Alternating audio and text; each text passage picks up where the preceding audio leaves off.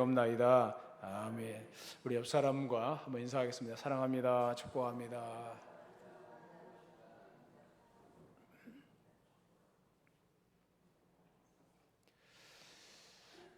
하나님의 일을 하기 위해서는 인내하며 기도하는 것이 필요합니다. 벤자민 프랭클린은 이런 말했습니다. 인내를 지닌 사람은 그가 원하는 것을 가질 수 있다라고 말했습니다. 그러니까 인내한다는 것이 얼마나 중요한 것인가를 말씀하고 있습니다. 미국의 30대 대통령 칼빈 쿨리치도 이런 말했습니다. 무엇으로 인내를 대신할 수 있는가? 많은 재능이 사람을 성공시키지 못한다. 인내하지 못하기 때문이다. 교육을 많이 받은 사람들도 성공하지 못하는데 그 이유는 인내하지 못하기 때문이라고 말했습니다. 때때로 용기 있는 사람도 실패하고 하는 것을 보는데 그 이유는 인내하지 못하기 때문이라고 말했습니다.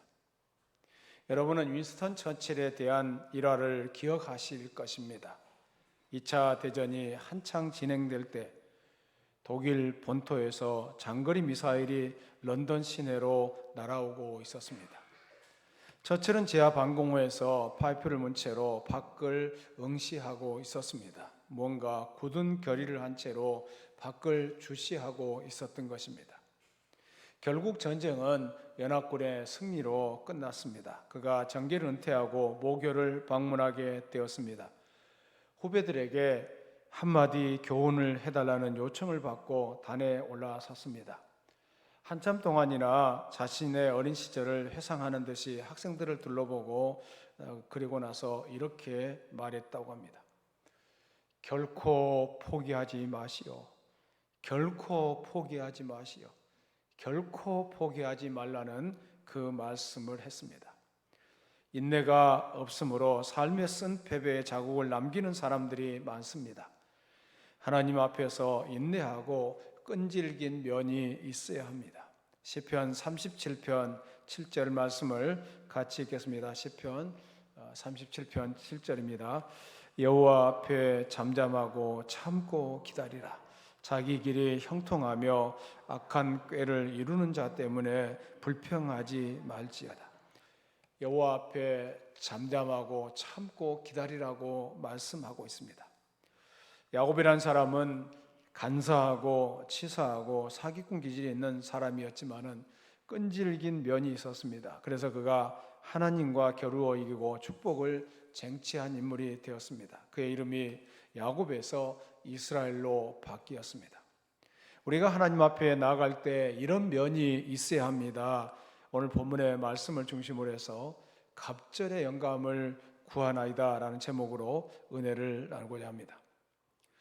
성경에 기록된 인물 가운데 죽음을 보지 않고 승천한 사람이 두 사람 있다는 것을 들으셨습니다. 그 한 사람은 창세기 5장에 나오는 에녹이라는 사람이고 또 한 사람은 엘리야라는 사람입니다. 엘리야는 선지자로서 자신의 공적 사역을 마치고 이제 하나님의 부르심을 받을 때가 되었습니다. 엘리야는 이스라엘 왕 아합의 통치 초기에 등장해서 숱한 역경을 이기고 하나님께로부터 많은 사역을 완수했습니다.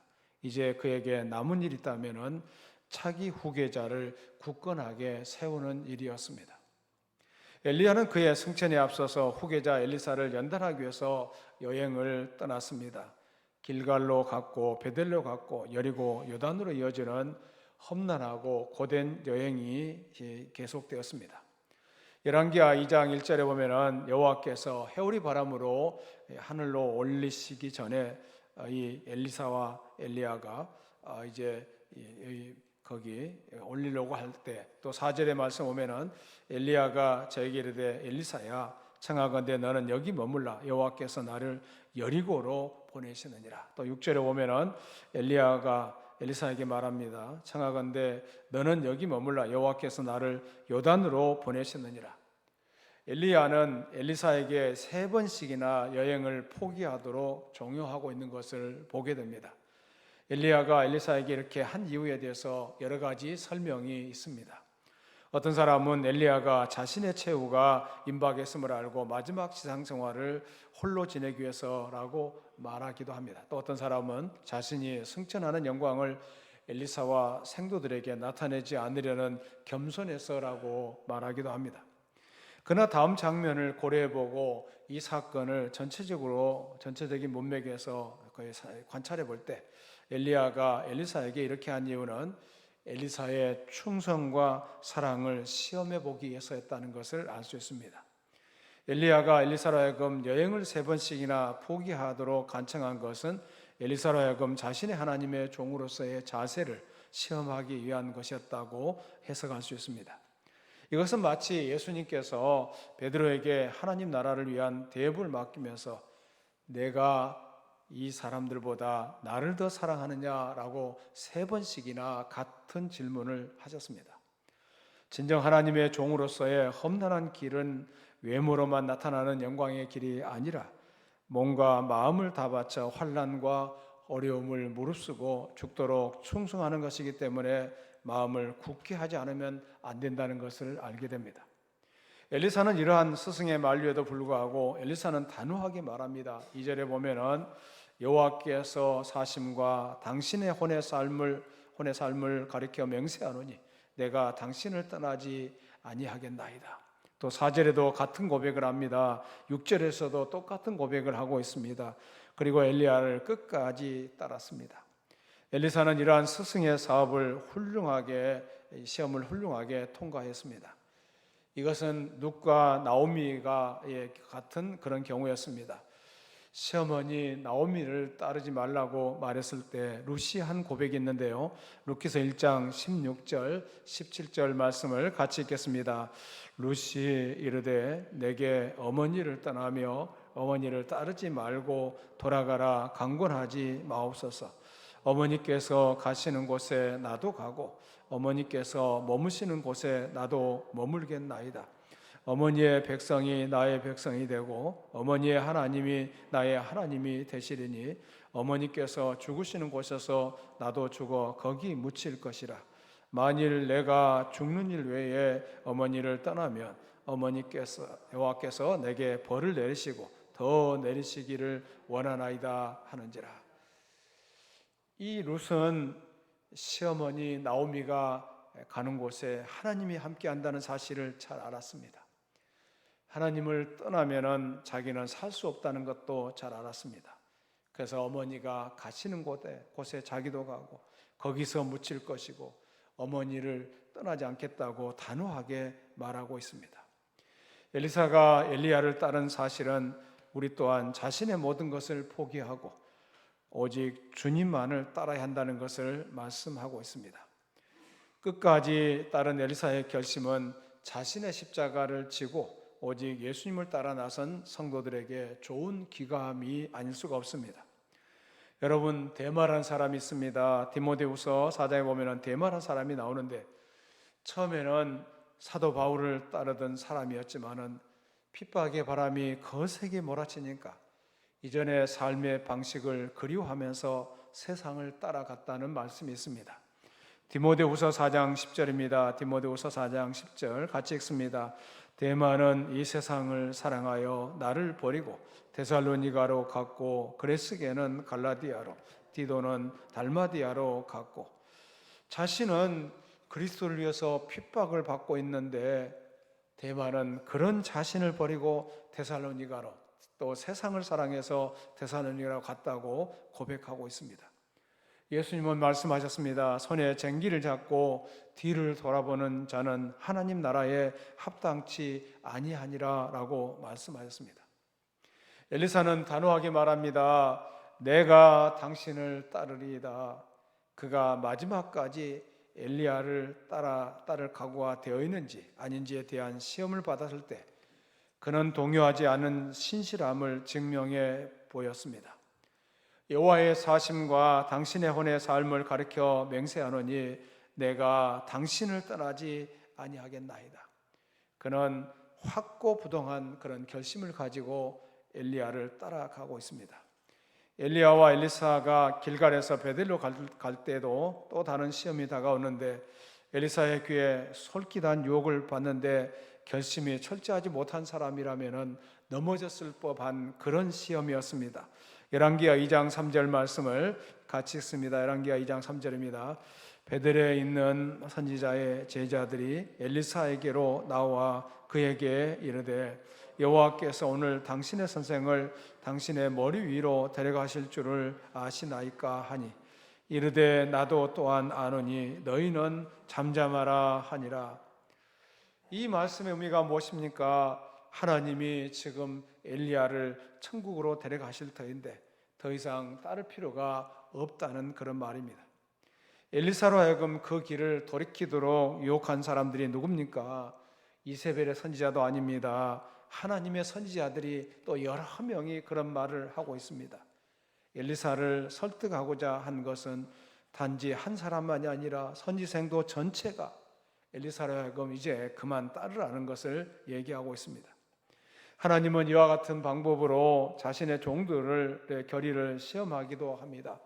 그럼으로써 그들이 동요하고 있는지 그렇지 않은지 확고부동한 것인지 또한 그들이 하나님의 소명에 의한 것인지 또는 인간적인 지혜로 움직이는지를 명백히 보고자 하시는 것입니다. 갈라디아 1장 16절에 보면 사도 바울이 이런 말씀했습니다. 내가 곧 혈육과 의논하지 아니하고 라는 말씀을 하셨습니다. 혈육과 의논했다면 자기 형제간들이 너는 목회자의 길을 가지 말아라, 그 사도 바울의 길을 걸어가면 안 된다, 여러 가지 얘기들 많이 했을 것입니다. 저도 제가 신학교를 처음 가겠다고 저희 가족들에게 말했습니다. 온 가족들이 다 반대합니다. 아니 대학까지 멀쩡하게 내놨더니 이제 취직하면은 경제적인 도움도 받을 수 있을 것 같은데 왜 신학교를 가려고 하느냐는 것입니다. 참 그 가족들의 도움도 받은 입장에서 제가 대답할 말이 별로 없었어요. 가족과 의논했다면 저는 신학교를 못 갔을 것입니다. 아마 공무원이나 했을 것 같은 생각이 드는데요. 그런데 오늘 사도 바울은 혈육과 의논하지 아니하고 자기의 길을 걸어갔다는 것입니다. 만일 혈육과 의논했다면 엄청난 문제에 봉착했을 것입니다. 만일 그가 다른 사도들의 충고에 귀를 기울였다면 그 마음이 얼마나 혼란해졌겠습니까? 저도 하나님만 의지하고 신학의 길을 가겠다고 결단하고 기도하고 준비하고 있었는데 하나님이 가장 좋은 길로 인도하셔서 결국 신학교를 졸업하고 목회자의 길을 걸어서 오늘 여기까지 왔습니다. 하나님의 뜻을 파악했다면 그 뜻대로 순종하는 것이 주님의 종들인 줄로 믿습니다. 그리고 그분의 뜻대로 살아내는 것이 필요합니다. 아무도 나를 주의 종으로 만들 수 없습니다. 오직 주님만이 하실 수가 있다는 것을 말씀하고 있습니다. 엘리사는 단호하게 결단합니다. 끝까지 엘리야를 따라가겠다. 엘리사는 엘리야를 따르는 하나님의 소명을 받았을 때 엘리사는 그를 끝까지 따르기로 결단했습니다. 비록 그것이 선의의 충고든 모든 동료들의 반대를 무릅쓰는 것이었다고 할지라도 그 길을 달려갔습니다. 엘리사는 단호하게 말합니다. 너희는 잠잠하라. 두 선지자가 여리고에 도착했을 때 엘리사는 베델에서의 경험을 반복하게 되었습니다. 선지 생도들이 다시 한번 욕을 합니다. 오늘날 당신의 선생을 당신의 머리 위로 취하실 줄을 아나이까? 그들은 또다시 엘리사를 시험하고 있습니다. 엘리사는 생도들에게 괴롭힘을 받았지만은 정중하게 대답했고 이는 그가 자신의 목표를 변경하지 않았다는 것을 보여주고 있습니다. 나도 아노니 너희는 잠잠하라 하는 것입니다. 오늘 9절 말씀을 같이 읽습니다. 9절 말씀을 같이 읽겠습니다. 시작. 건너매 엘리야가 엘리사에게 이르되 나를 내게서 데려감을 당하기 전에 내가 내게 어떻게 할지를 구하라. 엘리사가 이르되 당신의 성령이 하시는 역사가 갑절이나 내게 있게 하소서 하는지라. 엘리야가 엘리사에게 말합니다. 나를 내게서 취하기 전에 내가 너에게 어떻게 할 것인지를 구하라고 합니다. 이 말씀은 엘리야가 그동안 이곳저곳에서 머물 때에 엘리사에게 여기 머물라 혹은 뒤에 있으라고 명령한 것은 사실은 그를 시험한 것이었다는 것을 분명하게 보여주고 있습니다. 그 이유는 만일 엘리사가 불순종했거나 자기 뜻대로 행했다면 이런 제의를 하지 않았을 것이기 때문입니다. 엘리야는 분명히 엘리사의 헌신과 순종에 만족하고 있었고, 따라서 고별 축복으로 그에게 보상하기로 마음먹었던 것입니다. 그래서 내가 어떻게 할 것이냐 구하라는 것입니다. 엘리사가 가로되 당신의 영감이 갑절이나 내게 있기를 구하나이다. 갑절이라는 그런 표현이 나오는데, 이 말씀은 신명기 21장 17절에서 그 근거를 찾아볼 수가 있습니다. 이 말은 일반 형제들보다도 장자가 받는 두 몫의 유산을 말하는 것입니다. 다시 말해서 엘리사는 엘리야의 합법한 계승자로서 충분한 지도자의 역량을 엘리야에게 요구하고 있었던 것입니다. 엘리사는 자연인이 갈망하는 모든 육적인 세속적인 욕망을 초월해서 하나님의 이 영광과 그의 백성의 유익을 최선으로 생각했습니다. 엘리사는 부와 명예를 구하는 것도 아닙니다. 세상 권력과 권세를 찾는 것도 아니었습니다. 그가 구한 것은 엘리사의 장자권이었던 것입니다. 이것은 참으로 고상한 요구였습니다. 그가 부름받은 사역은 엄청난 책임과 말할 수 없는 위험이 따르기 때문에 임무 수행을 위해서는 영역으로 무장되어야 했습니다. 이것은 하나님의 종들에게 다른 무엇보다도 필요한 것임을 말씀하고 있습니다. 하늘로부터 능력이 덧입기를 엘리사는 원하고 있습니다. 놀라운 능력과 깊은 학식, 엄청난 재물을 소유했을지라도 하나님께로부터 무장되지 아니하면 아무 쓸모가 없는 것입니다. 갑절의 영감을 구하는 엘리사에게 엘리야는 말합니다. 10절 말씀을 같이 읽습니다. 10절입니다. 시작. 이르되 내가 어려운 일을 구하는도다.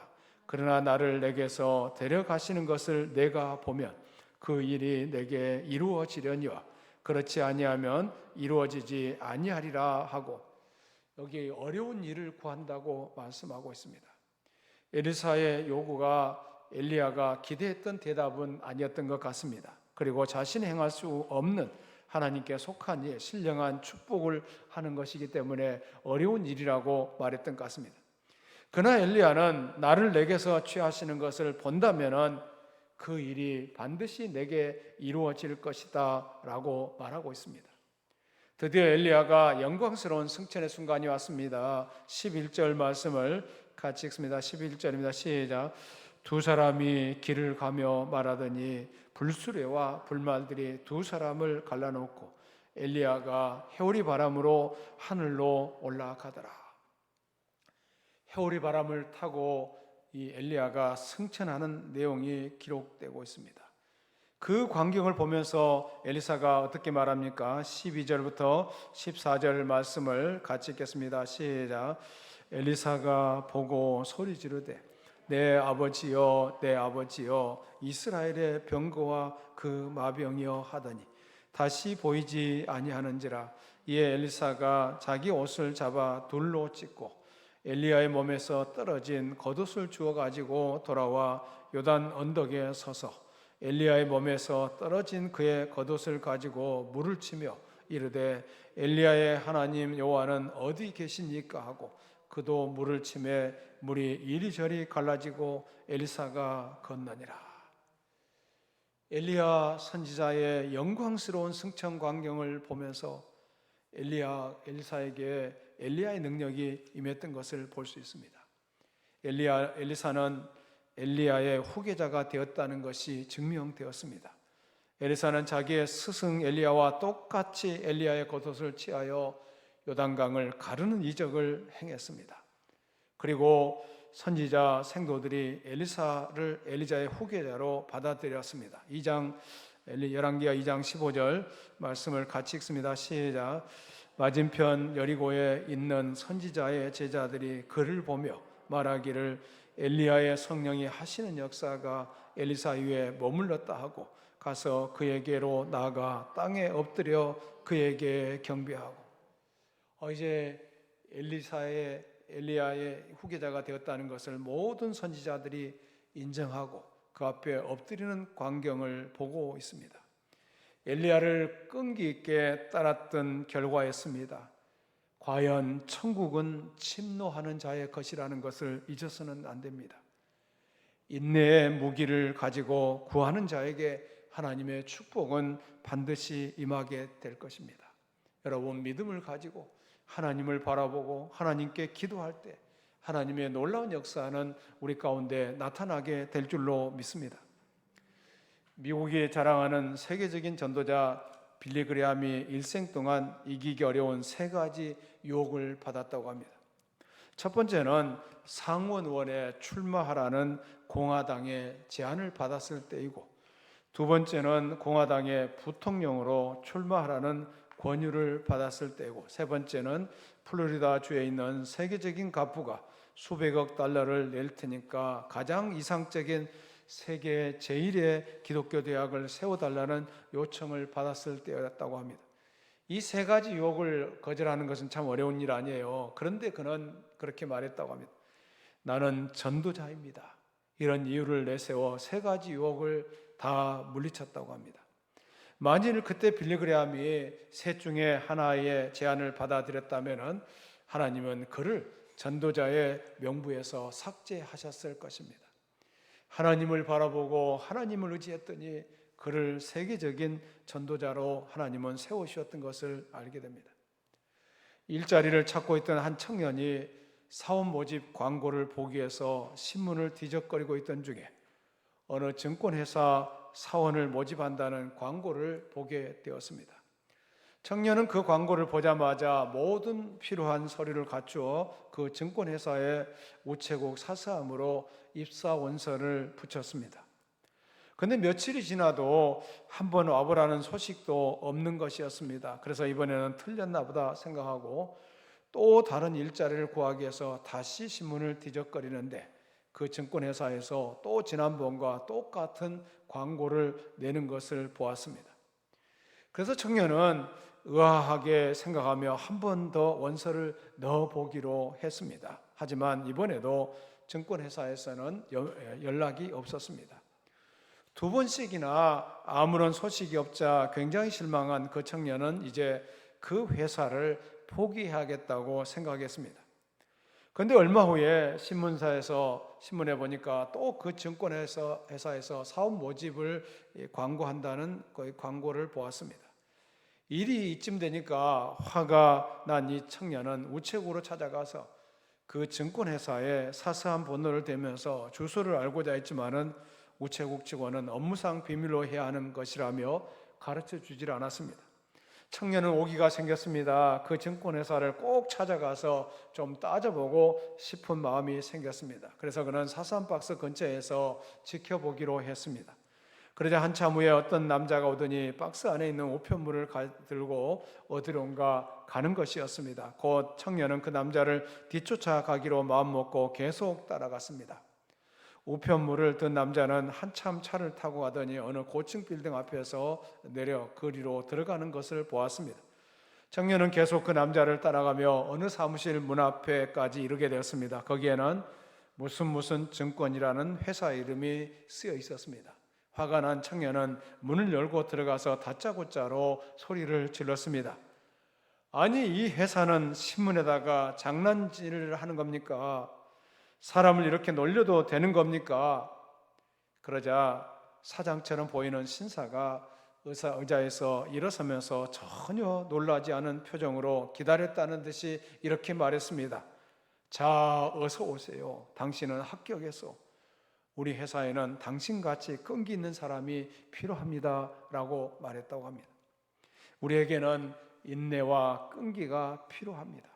하나님의 은혜를 받는 데는 결코 물러서지 말아야 합니다. 누가복음 18장에 보면은 예수님은 한 비유의 말씀을 하셨습니다. 누가복음 18장 2절부터 5절 말씀을 같이 한번 읽겠습니다. 시작. 이르시되 어떤 도시에 하나님을 두려워하지 않고 사람을 무시하는 한 재판장이 있는데 그 도시에 한 과부가 있어 자주 그에게 가서 내 원수에 대한 나의 원한을 풀어주소서 하되 그가 얼마 동안 듣지 아니하다가 후에 속으로 생각하되 내가 하나님을 두려워하지 않고 사람을 무시하나 이 과부가 나를 번거롭게 하니 내가 그 원한을 풀어주리라. 그렇지 않으면 늘 와서 나를 괴롭게 하리라 하였느니라. 하나님을 두려워하지 않고 사람을 무시하는 한 재판장이 이 그 사람들의 형편을 살펴보아야 되는데 과부가 와서 자꾸 이 어려운 사정, 이 원한을 풀어달라고 요청하고 있습니다. 그런데 이 과부가 하나님을 두려워하지 않고 사람을 무시하지만은 늘 번거롭게 하니까 이제는 저 과부의 소원을 들어줘야겠다고 말하고 있습니다. 누가복음 18장 6절부터 8절입니다. 누가복음 18장 6절부터 8절을 같이 읽습니다. 주께서 또 이르시되 불의한 재판장이 말한 것을 들으라. 하물며 하나님께서 그 밤낮 부르짖는 택하신 자들의 원한을 풀어주지 아니하시겠느냐? 그들에게 오래 참으시겠느냐? 내가 너희에게 이르노니 속히 그 원한을 풀어주시리라. 그러나 인자가 올 때 세상에서 믿음을 보겠느냐? 이 믿음을 보겠느냐고 말씀하셨는데 인자가 다시 올 때, 주님이 재림하실 때 이 사람들에게 믿음을 보겠느냐? 여러분, 하나님 앞에 기도할 때 한 번, 두 번 기도하고 끝내서는 안 됩니다. 하나님께서 내 기도를 응답해 주실 때까지, 내 기도를 들어주실 때까지 하나님 앞에 기도하고 더 기도하면서 우리가 하나님의 은혜를 입어야 될 줄로 믿습니다. 인내와 끈기를 가지고 하나님 앞에 기도함으로 엘리사처럼 갑절의 영감을 받아야 될 줄로 믿습니다. 엘리사는 이제 갑절의 영감을 받은 사람이 되었습니다. 그는 엘리야의 겉옷을 가지고 엘리야에게 역사하셨던 하나님을 찾으면서 요단강을 치니까 요단강은 엘리야 때처럼 갈라지게 되어 당당하게 건너가게 되었습니다. 그 후로 엘리사에게는 하나님의 능력이 거듭 나타나게 되었습니다. 능력을 받은 엘리사에게 여러 가지 역사들이 나타나고 있는데 열왕기하의 말씀을 계속 읽어보면은 이 엘리사에게는 14번, 엘리야에는 7번인데 엘리사에게는 14번의 기적이 일어났습니다. 갑절의 은혜가 엘리사에게 임했던 것을 볼 수가 있습니다. 먼저 요단강을 가르고 건너오는 역사가 있었고 선지생도들이 영접하며 그의 수하에 들어왔고 성은 좋으나 물이 안 좋았던 성을 고쳤습니다. 대머리에 올라가라고 놀리던 아이들을 저주하니 곰이 나와 42명을 죽였던 역사가 있고 개천을 파서 아람 군대를 이기게 하였고 한 병 기름으로 선지생도 미망인의 가정을 살려냈고 사망의 독이 든 음식을 고치게 되었고 수냄 여자의 아이를 살려냈고 나만의 문둥병을 고쳤고 물속에 잃어버린 도끼를 떠오르게 했고 아람 나라의 모의를 알리고 쳐들어온 군대를 눈멀게 했다는 그런 기적의 역사들, 엘리야가 행했던 그 기적의 갑절의 역사가 그의 생애 가운데 나타났던 것을 보게 됩니다. 하나님의 권위와 능력과 영감과 역사가 엘리야를 통해서 나타나기 시작했던 것입니다.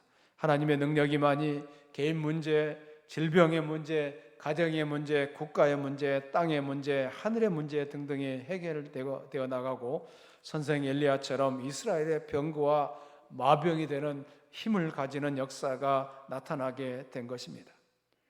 우리 모두도 하나님의 능력을 받아서 이 세상을 이기고 죄를 이기고 나를 이기고 마귀를 이기고 하나님의 역사를 크게 이루어가는 우리 모두가 되어야 할 줄로 믿습니다.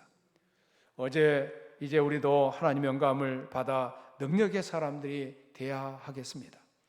여러분, 엘리야 때 살아계셨던 그 하나님이 지금도 동일하게 살아계심을 믿습니다. 우리의 간구하는 기도 소리에 귀를 기울이고 계시는 줄로 믿습니다.